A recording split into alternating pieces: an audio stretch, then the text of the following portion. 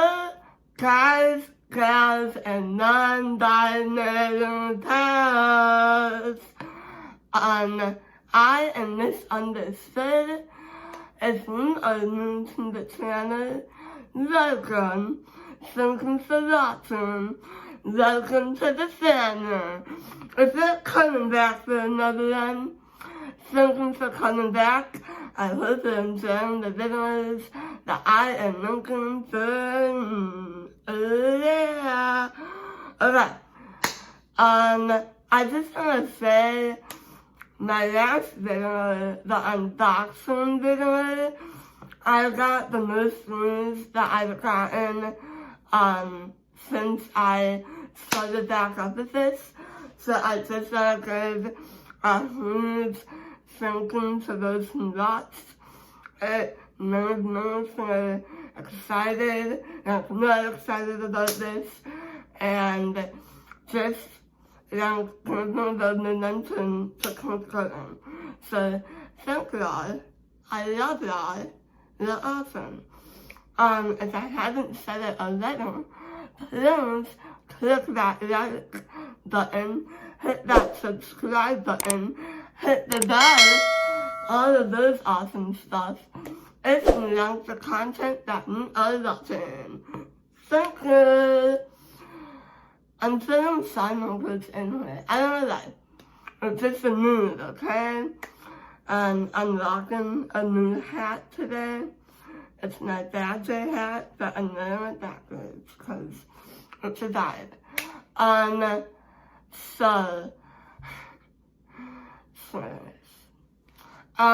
Okay, so today's topic is about suicide. And I picked this topic because September is Suicide Prevention Month. And I suffer from suicidal ideation or suicidal thoughts. And so I'm gonna share my story with you because I think suicide is so little taboo to talk about, but it's so important to talk about it, and this is why I'm making this video, is to share my story, and hopefully it touches me, it makes me feel less alone if you have had those thoughts, even if you've attempted suicide and know someone who has died by suicide. That's another thing that I should mention. So I think a lot of people say commit suicide today, and I just learned in one of my counseling psychology classes that neither terms it to die by suicide. And I think that's such an appropriate term because the person did die from suicide. If you had had those thoughts, you know, I'm gonna cry. I'm really gonna cry. Okay. If you had had those thoughts, you know how hopeless and alone and just living. And sad isn't even a good word. And they're just done. They're done with everything. And even if you think about the good stuff in your life, it doesn't matter. It doesn't matter. It doesn't matter about your family. It doesn't matter about your friends. It doesn't matter about your partner. the husband or wife, the boyfriend or girlfriend.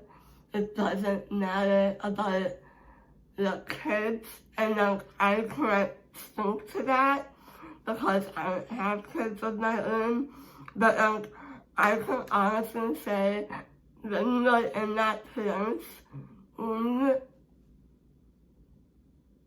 there's just no good. It's all bad.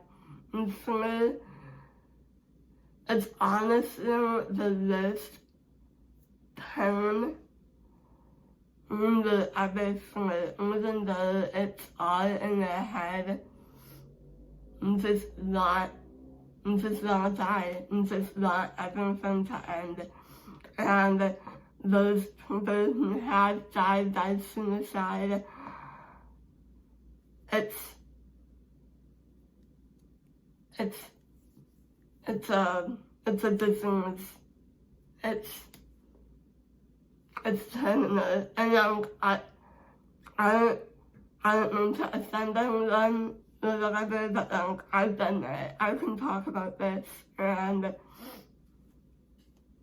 it really is dying by suicide. It really is. I cannot emphasize that enough.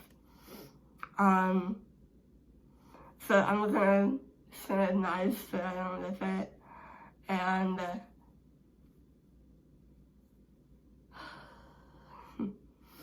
hopefully just kind to know about this video, because this is such it's a hard topic for me to think about it, and for me to be talking about it is 100 times harder, but it needs to be talked about, so I'm talking about it. So I first had suicidal thoughts in middle school. Middle school was really hard for me. 6th and 7th grade, I did not have any friends, and the people that I thought were my friends were talking behind my back about what I think I was, and I just remember being stared at in the hallway and made fun of in all of my classes, and in the hallway, and in the locker room, and just anywhere you could imagine. I was bullied, and I, at the time, and all the way up until the university, I was sad through a attitude. So I was too embarrassed to eat in the lunchroom because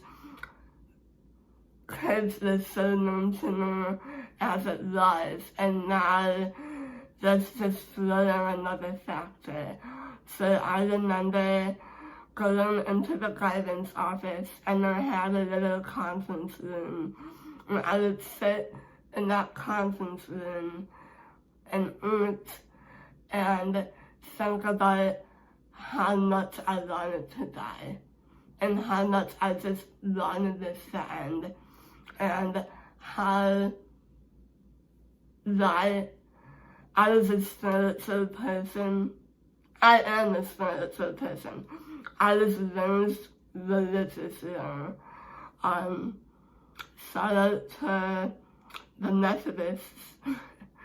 I was raised Methodist, and I would think to myself, why would God allow me to have this much hurt and just awful things said to me, awful things done to me, that lie would hurt that. And I would think that, and then I would think, I don't want to live.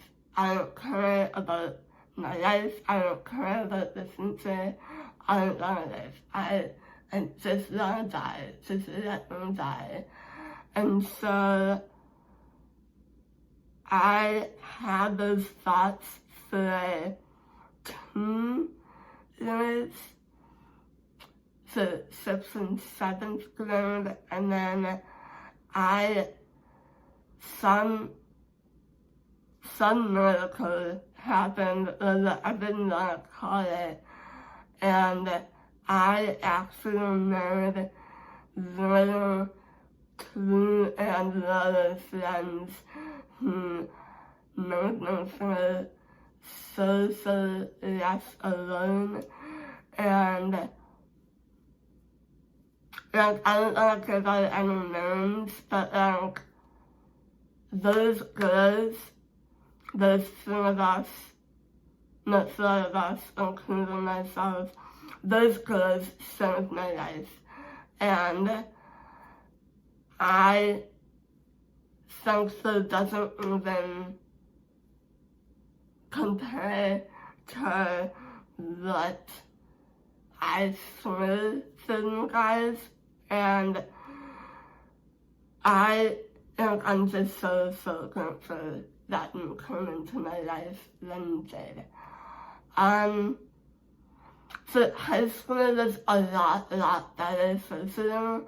I think I was involved in drama through my 4 years. Shout out to the drama director.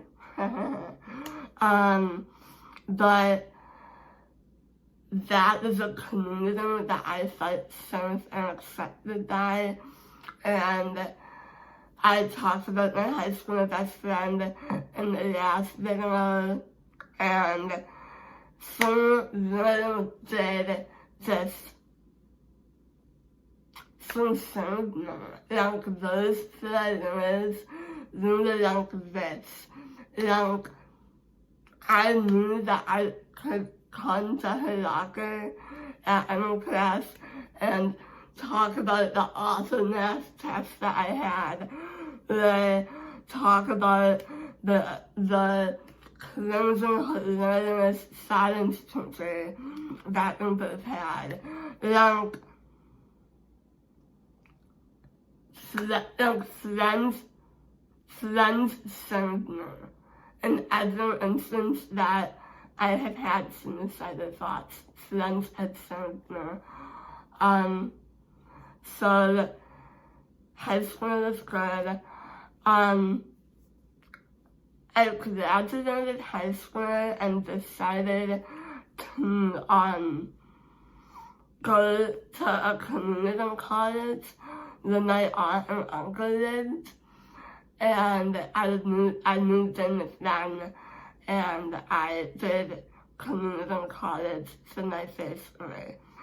And that was a very isolating experience for me, and I didn't feel connected to them, and I had no friends at school, at my job, I just felt really isolated.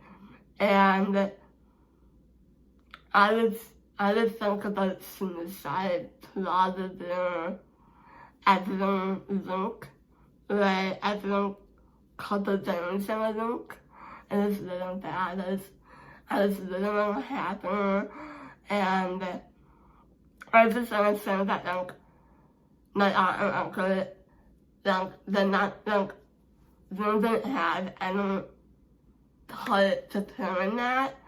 It's just how I felt, and like, and I think because I felt so bad, I kind of isolated myself more from them. So this is, I don't know, I take responsibility for it, but I felt so alone and so isolated, and college wasn't great for me. Like, I wasn't getting the grades that I wanted, and I wasn't getting passionate about any of my classes, and I felt like I was failing. And I think the two red flags that come up to me when I think about suicide are when I'm failing at something that I feel like I should be excelling at, and then I feel alone. So I think those are the two times when I am dragged back into those suicidal thoughts. So that was freshman year of college. And then so I transferred to affiliated university. I went to Oshkosh. And a miracle happened again. I was paired with a girl that I didn't know anything about it and didn't know each other from Adam, nothing. But we became best friends, and I just love this girl to death, and I'm so thankful for her presence in my life again, because she showed me, like I said, again, friends showed me, and this girl showed me, and I think I can't be thankful enough for her. I actually want to go back to my freshman year and say that one of my old musical friends, but they're not friends anymore, but she saved my life so many times during that freshman year. I talked to her so much, and I relied on her so much, and I could not be more thankful for that girl too. Even though that we're not friends anymore, I feel like people have a purpose in their life, and honestly, that was one of her purposes, for being in my life, and I know that, and so thankful again. So most of college was good, and then I got to my last semester, I think. It was only semester, no. So I graduated in 4.5 years.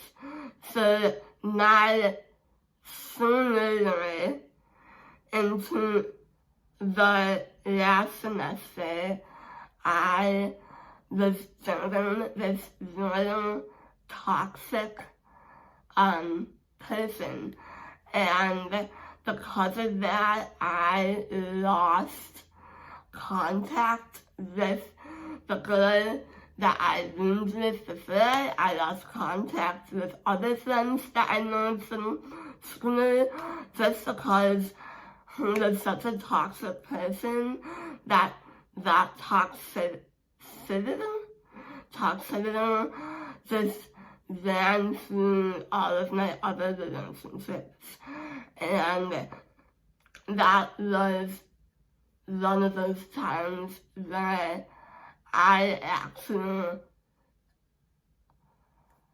can't say attempted, but I definitely got the things together to kill myself. And I'm not gonna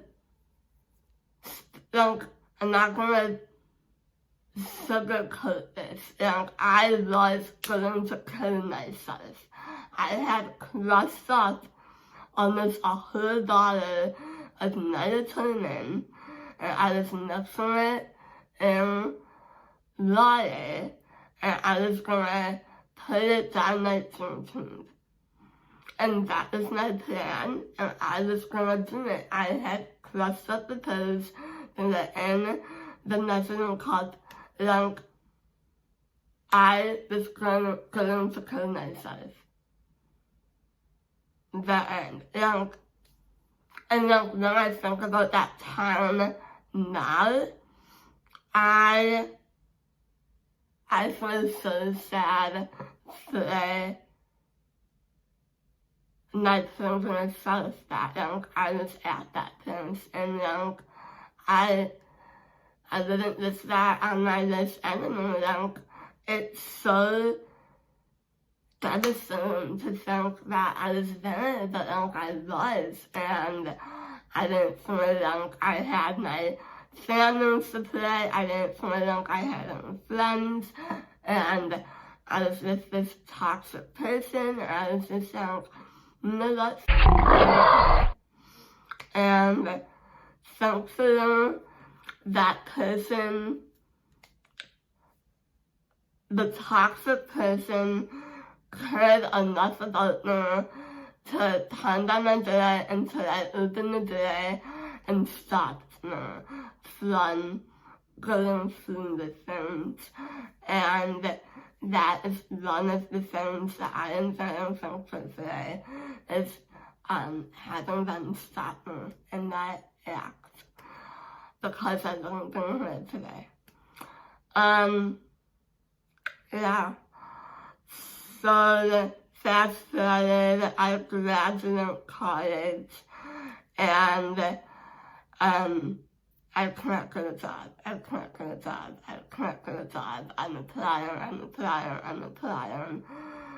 Just no job. And that was, I think, probably the last long amount of time that I thought about suicide. Like, I thought about it for probably weeks on end. And it's that thrilling factor. I was thrilling in something that I felt like I should be excelling in. I thought I should be getting a job, and I just wasn't, and I just was like, what's the point, I don't care. Luckily, I was with my family, so I didn't feel isolated, and so I think I was living with them at the time, and just having their presence and having their love everything helped me not act on it. Yeah. Have I had my moments after that? Yes. I will admit that I, probably think about suicide. It's off and on, and like, I'm in counseling, I'm looking at myself, I'm doing everything that I need to do, but like, I still have those moments that it's like, why is my life so hard? I want to do this, and I just want this to end. And so, it still happens, and that's okay. It will probably happen for the rest of my life. And I don't want to say that. Like, I hope that I can get the treatment that I need where those thoughts stop. But I think having a disability and being, my name is misunderstood, but it's misunderstood because when I spoke to 99.9% of the population, they do not understand me. And you guys, that is literally the hardest thing. It's literally the hardest thing. out of all of the things that I think not being understood, then thinking it crushes me. And so, for me, that will always be a trigger to suicidal thoughts. And I just know that. Like, it's been misunderstood and underestimated that just could every positive thing that I have going on in my life. Like in my head, I mean, like, it just kills it, and it's just like, why am I doing this? So, I've also been on the other end of the suicidal thoughts. Like, I have people close to me that I've gotten the phone calls from them saying I don't know what they're doing, and that's a super hard conversation to have with someone, and I've had it multiple times now with multiple people that I care thinking about, and you just have to stay on the phone with them. Like, stay on the phone and just hear them out. Obviously, when I say positive things, but just listening to the challenges and struggles, that's all they need at that time. And so just staying on the phone until they're all okay, right? If they're hung up and you think that they're not safe, obviously, take the steps to make sure they're safe, so that if it's you contacting their partner or spouse, whatever they have, when you contacting their family, if they live alone, calling the police. And I know that's like a dire measure, but like, those are dire circumstances, and you can't mess around with this. So, yeah, like, I've gotten a call that,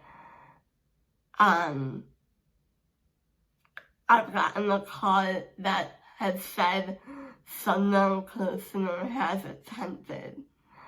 And that is the most heartbreaking thing that you would ever experience. Like, it crushed me. And I thankfully that person's alive today, and I'm so thankful that they are. But like, it's so scary when that happens. It's terrifying. So my advice to me who have loved ones who suffer from this are just to check in with them regularly, call them on a regular basis, and have that long conversation, like, hey, how's it going? I miss you, I love you. All the things that you take for granted so much until someone is gone, and you always think I wish I would have told them this, told them that. And even people who didn't really suffer from it, just their loved ones in general. I think it's always good to check in on people because everyone is fighting their own battles, and if you have those people that check in on us and make sure they're okay and that they're loved encourage it, I think it makes our battles a lot less hard to go through.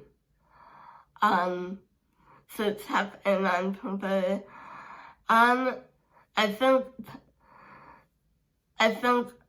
my advice to parents who have kids with disabilities is just talk to them. Don't even lecture them about it. Just I want them to know that I am here and that you can talk to me if you're having issues in school. That other that mental, that if you're feeling upset, or depressed, or anxious. And talk about suicide. Suicide is not a bad word. It needs to be talked about.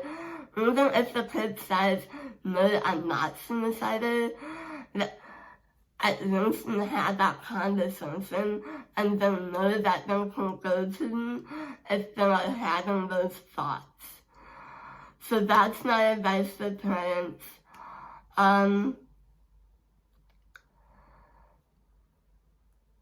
I think in a time that's so divided, I feel like just be kind to everyone, even if you don't agree with them, or you think they're weird, or it doesn't matter. There are people and you deserve the utmost kindness and respect. That's it. That's seriously it. All of us. It doesn't matter the race, the gender, the sexual orientation, the religious views, the political views, the disability, the ability. It does not matter. You all deserve respect and kindness. So I'm gonna end it there. I've been talking for more than a half an hour now, and I have said what I wanted to say. If you reach out to me, guys, reach out. I wanna hear your stories. I wanna be a safe person that you can come to talk about this. Just reach out to me, and I will just listen and do that, and tell you that how loved and amazing you are. So with that, I hope everyone is staying safe out there, and I wish everyone the utmost love, peace, and joy in their lives. And I will be back next Sunday for the next round. Love you guys. Bye.